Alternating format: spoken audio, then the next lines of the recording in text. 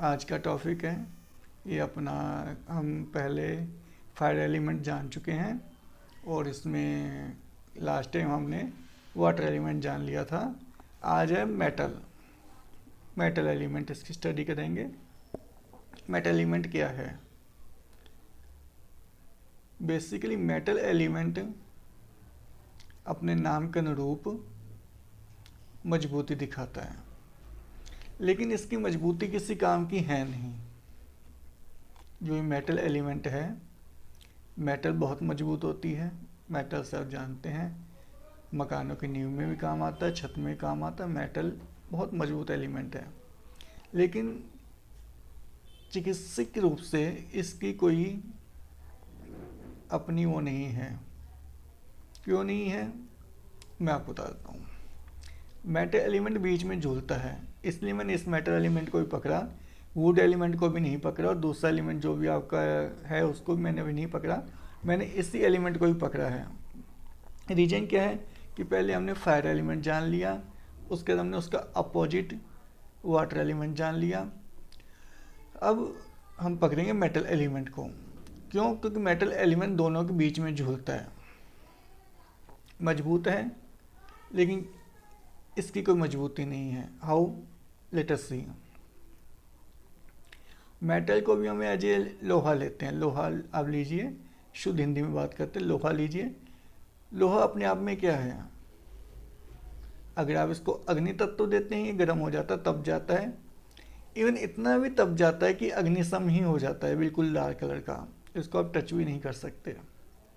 और यही लोहा, इसको आप कोल्ड एनर्जी दीजिए, ठंडा होता होता इतना ठंडा हो जाएगा कि आप इस पर ठंडे के कारण हाथ नहीं रख सकते। कभी आपने देखा हो आपके खिड़कियां दरवाजे गर्मियों में जलते हैं, आके बैठने की चेयर जलते हैं, और सर्दियों में ये ठंडे हो जाते हैं, छुए नहीं जाते हैं। तो इसकी अपनी क्या ताकत हुई, अपनी क्या मजबूती हुई? मजबूत तो स्टील है, लेकिन इसकी जो एनर्जी का अपना रूप है, ये एनर्जी किस एनर्जी को फॉलो कर रहा है, इसका अपना कुछ नहीं है। मजबूती अपनी है, मजबूत है, लेकिन दिशा इसकी कोई नहीं है। यही समरूपता हमें मेटेलिक एनर्जी वाले लोगों में मिलती है। देखो, एक ताकत होना एक अलग चीज़ है, उस ताकत को इस्तेमाल अपने मन से करना अलग चीज़ है। दो अलग अलग चीज़ें हैं। ताकत तो आप में बहुत है, लेकिन उस ताकत को किस रूप में क्रियान्वित करना है, किधर लेके जाना है, ताकि आपका, समाज का, राष्ट्र का अधिक से अधिक कल्याण हो, इसका बोध नहीं है। बैल वाली ताकत है, जिधर आपको मोड़ दिया उधर मुड़ गए। नॉर्मली जो लोग मेटालिक एनर्जी के अंदर हैं, उनको कोई भड़का दे कि आदमी तेरे को गालियाँ दे रहा था, या तेरे परिवार का बुरा चाहता है, या तेरे से द्वेष रखता है, उनकी अपनी समझ नहीं है। वो लठ लेके मारने दौड़ पड़ेंगे उसको। या शक्ति बहुत है, ताकत बहुत है, ये लोग फिजिकली वैसे मजबूत होते हैं। कोई आदमी इनको सही रास्ता दिखा दे, कोई गुरु इनको सही मार्ग पर डाल दे कि अपनी इस ताकत का इस्तेमाल देश सेवा में कर, आर्मी में भर्ती हो, या अपना रिक्शा चला, कुछ भी कर, लेकिन ईमानदारी के मार्ग से जी, लोगों को तंग मत कर। ये सब चीज़ जो कुछ भी मतलब होती है इस टाइप की, तो उसी तरह मुड़ जाते हैं। थाली के बैंगन, ठीक है। जैसे आप एक मेटल का सिक्का टेबल पे रख दें और ऐसी फुल वॉल्यूम पे चला दें, सिक्का ठंडा हो जाएगा। उस सिक्के को आप गैस जलाकर तवे के ऊपर रख दें, 5 मिनट में सिक्का तपने लगेगा। सिक्के का अपना कुछ नहीं है। सिक्का मजबूत है, लेकिन मजबूती का क्या? उसको आप जैसे यूज कर लोगे वो वैसे यूज हो जाएगा। यही चीज़ इसमें जिस टाइम आप मेडिकली उसको बंदे को डायग्नोज करते हैं, यही चीज़ आपको उस टाइम देखनी होती है कि इसका जो दिमाग का प्रोपेंसिटी है, ये आपके शब्दों को काट रहा है या आपके शब्दों को पकड़ रहा है। आप उसको जैसे मोल्ड करना चाह रहे हो वैसे मोल्ड हो रहा है या नहीं हो रहा है। यही चीज़ आपकी पॉजिटिव और नेगेटिव भी होती है, पॉजिटिव और नेगेटिव भी होती है। बंदा अपने आप में अकड़ गया, अकड़ा हुआ है, हम लोग बोलते हैं ये बंदा बहुत अकड़ हुआ है, बात नहीं सुनता ये वो। ये चीज़ भी आपकी मेटल की प्रोपेंसिटी है। अब मेटल को आप अगर वाटर एलिमेंट के पास रखोगे तो ये वाटर एलिमेंट आपकी मेटल को नष्ट कर देता है, जंग लग जाता है, ये आप अच्छे जानते हैं। तो गृहस्थ लाइफ में भी या सामाजिक लाइफ में भी यही होता है। अर्थ एलिमेंट वाले और ये अपना वाटर एलिमेंट वाले लोग सामान्यतः इनको नुकसान ही पहुंचा के जाते हैं।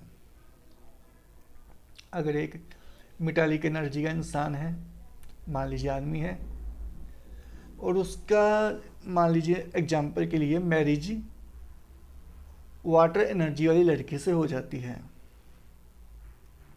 तो इनकी गृहस्थी चलने वाली ज़्यादा देर तक नहीं है। हाँ, एक वे हो सकता है कि ईश्वर की अनुकंपा हो तो वाटर एनर्जी नीचे की तरफ रहे, झुक के रहे, और मेटालिक एनर्जी अकड़ के रहे गृहस्थी के अंदर, तो गृहस्थी चल निकले।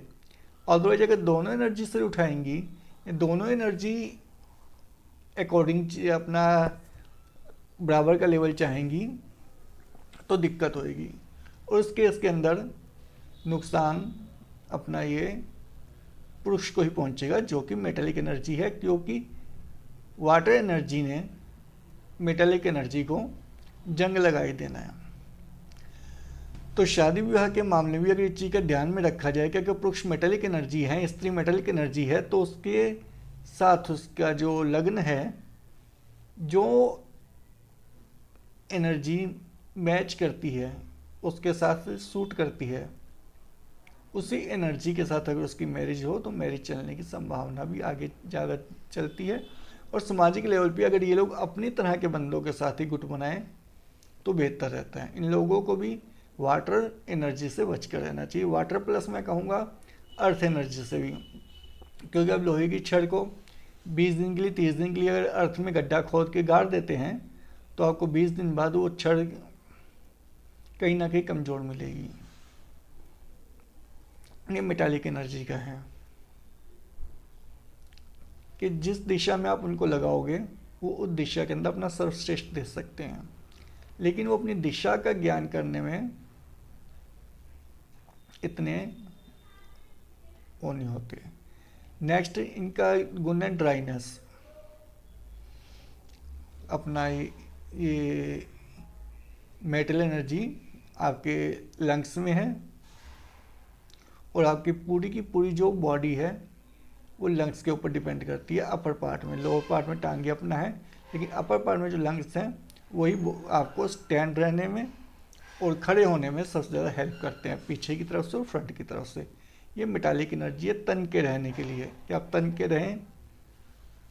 बाकी ज़मीन से पैर जो मजबूती से लगे हैं वो एक अलग चीज़ होगी, लेकिन ऊपर से जैसे आर्मी के लोग होते हैं तन के खड़े हैं, मेटल की तरह, चट्टान की तरह।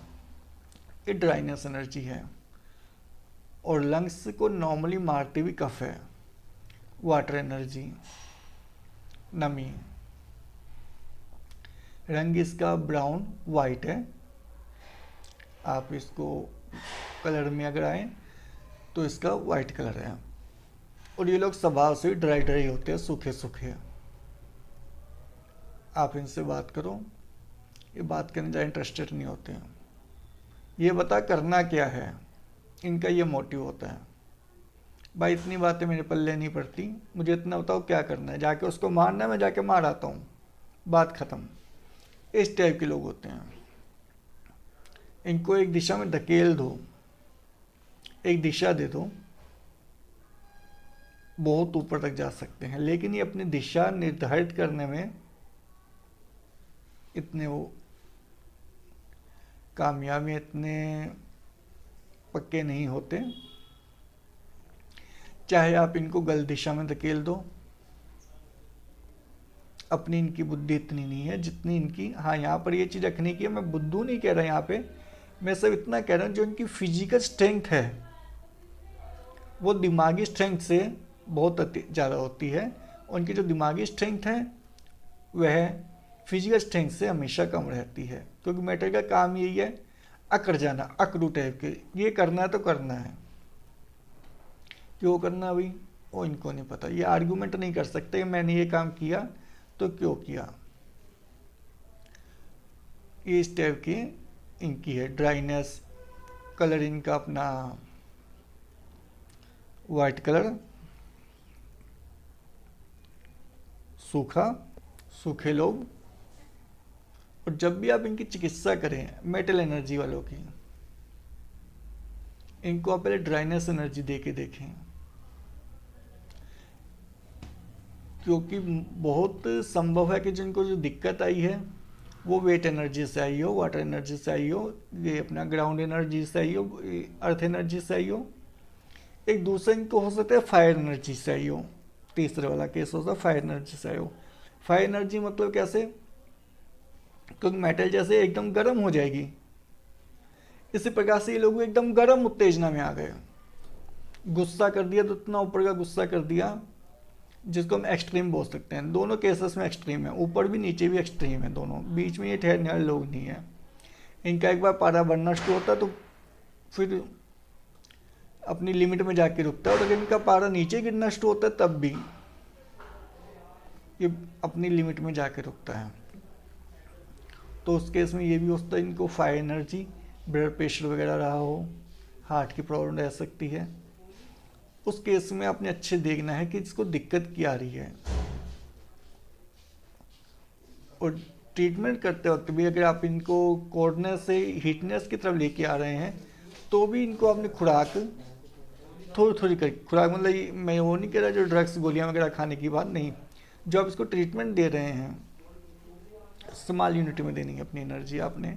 जैसे आपने पूरा डायग्नोज कर लिया, आपको पता चल गया इसकी जो प्रॉब्लम है बंदे की वो है कोल्ड एनर्जी से मारा हुआ इंसान है, तो आपने इसको हीट एनर्जी देनी है। उस केस में भी आपकी हीट एनर्जी तो अनलिमिटेड है, सीधी जाहिर सी बात है। इंसान की जो ट्रीटमेंट दे रहा है हीलर है वो तो एनर्जी का भंडार है, लेकिन अब उसको एनर्जी कैसे, सामान्य अवस्था में जो नॉर्मल पेशेंट्स को एनर्जी दोगे, जैसे मान लीजिए फायर वाले को या अपना ये वुड वाले को, उसके हिसाब से कम देनी, क्योंकि इसमें एक्सपांशन बहुत ज़्यादा है। मैं मोटे तौर पे आपको एग्जांपल के तौर पे बताऊं, यूनिट वगैरह के अंदर बहुत ही मोटे लेवल पे समझने के लिए सब।